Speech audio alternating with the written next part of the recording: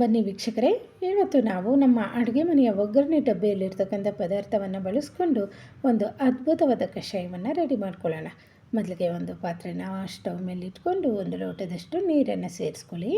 ನೀರು ಬಿಸಿಯಾದ ನಂತರ 1 ಸ್ಪೂನಷ್ಟು ಜೀರಿಗೆನ ತಗೊಂಡು ಆ ನೀರಿಗೆ ಸೇರಿಸ್ಬಿಡೋಣ.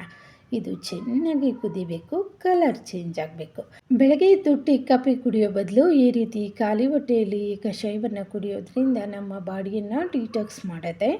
ಹಾಗೆ ಯಾರೆಲ್ಲ ವೆಯ್ಟ್ ಲಾಸ್ ಮಾಡ್ಕೋಬೇಕಂತಿದ್ದೀರಾ ಅಂಥವ್ರಿಗೆ ವೆಯ್ಟ್ ಲಾಸ್ ಆಗೋಕ್ಕೆ ಸಹಾಯ ಮಾಡುತ್ತೆ. ಇವಾಗ ಇದಕ್ಕೆ ಸ್ವಲ್ಪ ಬೆಲ್ಲನ ಸೇರಿಸ್ಕೊಂಡು ಕುದಿಸ್ಕೊಳ್ಳೋಣ. ಸ್ವಲ್ಪ ಹೊತ್ತು ಬೆಲ್ಲನ ತಗೊಳ್ಳೋಕ್ಕೆ ಇಷ್ಟ ಇಲ್ದಿರ ಇರೋರು ಹಾಗೆ ಇದನ್ನು ಸೋಸ್ಕೊಂಡು ಕುಡಿಬಹುದು. ಈ ರೀತಿ ಇದನ್ನು ಚೆನ್ನಾಗಿ ಕುದಿಸ್ಕೊಂಡು ಇದನ್ನು ಸೋಸ್ಕೊಂಡ್ರೆ ಕಷಾಯ ರೆಡಿಯಾಗುತ್ತೆ. ಯಾರೆಲ್ಲ ಅಜೀರ್ಣ ಸಮಸ್ಯೆಯಿಂದ ಬಾಧೆ ಪಡ್ತಾ ಇರ್ತೀರಾ ಅಂಥವರು ಇದನ್ನು ಸೇವನೆ ಮಾಡಬಹುದು.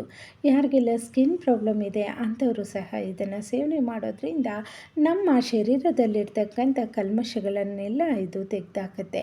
ನೋಡಿದ್ರಲ್ಲ ಎಷ್ಟು ಅದ್ಭುತವಾದ ಕಷಾಯ. Thank you for watching.